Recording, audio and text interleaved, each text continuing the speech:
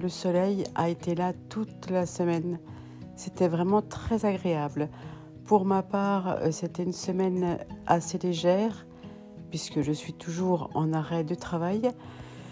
Mais je continue quand même à ranger, organiser et puis surtout je profite du soleil, de mes animaux.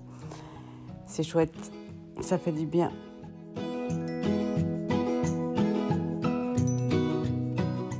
J'ai encore beaucoup marché cette semaine. J'en profite pour regarder la nature, la forêt. J'ai encore pas mal appris.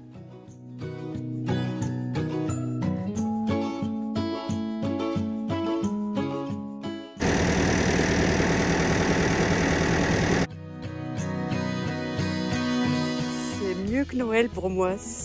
Voilà, ça y est, mes balles de paille de 2019 sont dans la serre, bourrées de champignons, mycélium. Il commence même à y avoir du terreau à certains endroits. C'est trop génial. Donc là, j'essaie d'enlever les ficelles, mais elles sont bien prises dedans. Regardez ça, ce beau mycélium, magnifique. Mes petites bestioles de la terre vont être très contents. Donc j'ai un peu de mal quand même à enlever certaines ficelles. Comme là, par exemple, j'y arrive pas du tout. Elles sont prises dedans. Je vais voir s'il n'y en a pas. Voilà, mais on va mettre tout ça dans la serre. Je suis trop contente. Allez, en voilà d'autres. Je vais en mettre une par planche. Donc là, voilà, une planche. Ça s'arrête vers les voiles là-bas. Donc j'ai 7 planches à faire. Donc on va mettre 7 balles. J'ai juste envie de le rappeler sur cette vidéo.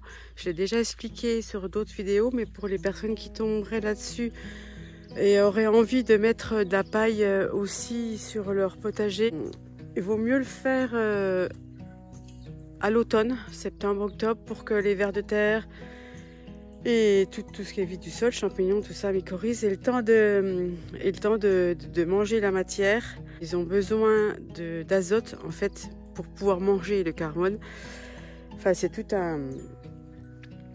toute une histoire et ça provoque ce qu'on appelle la faim d'azote quand on met de la paille de l'année. Voilà, donc là, je le redis, c'est de la vieille paille de 2019 qui est déjà entrée en décomposition. Donc la faim d'azote, je n'aurai pas. C'est vraiment un gros boost pour mon sol qui a été fumé l'année dernière avec du crottin de cheval. J'avais pas mal chargé, donc là cette année je ne remets pas, je nourris surtout la vie du sol avec la paille. Il y a du carbone, mais pas autant que si elles étaient de l'année. Voilà. Donc ne mettez pas de paille comme ça en début d'année, sinon vous allez créer ce qu'on appelle la faim d'azote. Et vos plants vont patiner, vont ramer le temps que la vie du sol commence à décomposer. Et après, ils partiront, hein, mais ça va être long. Long et fatigant pour les plants, donc non. Par contre, les vieilles pailles comme j'ai là, oui.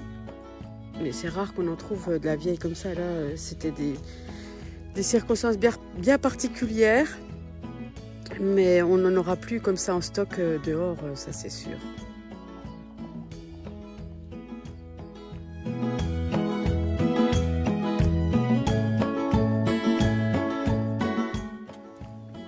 Alors, regardez cet endroit. Vous voyez les taches noires? Ce sont les sangliers qui sont passés. Il y a 3 ans, je crois, nous avions mis des brebis ici pour l'hiver et nous mettions les balles de foin que nous déroulions là. Et regardez un peu, aujourd'hui, la terre. Magnifique. Je me suis très longtemps demandé pourquoi les sangliers venaient retourner les sols à certains endroits et à d'autres non.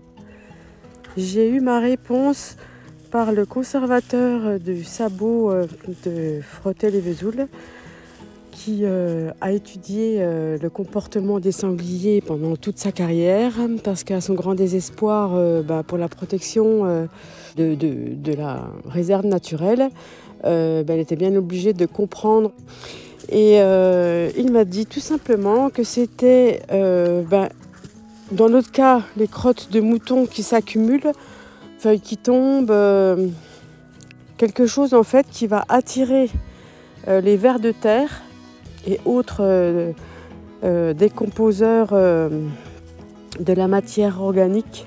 Et bien souvent, ça commence par un oiseau qui va gratter, parce que lui, il aura vu sous les feuilles vibrer le ver de terre qui est en train de manger la matière végétale. Et donc le petit oiseau va venir gratter le sol pour manger le ver dessous. Et du coup, le sanglier aussi est attiré par ce genre de phénomène et va venir fouiner partout pour trouver à manger. Donc nos sangliers sont des permaculteurs en chef, car ils retournent les mottes de terre et ils créent une zone propice aux mares ou au potager.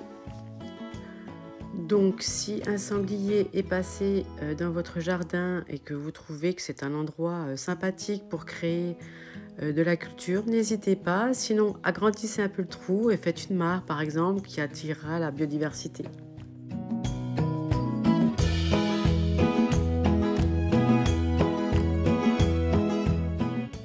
Je vous dis au revoir et à la semaine prochaine.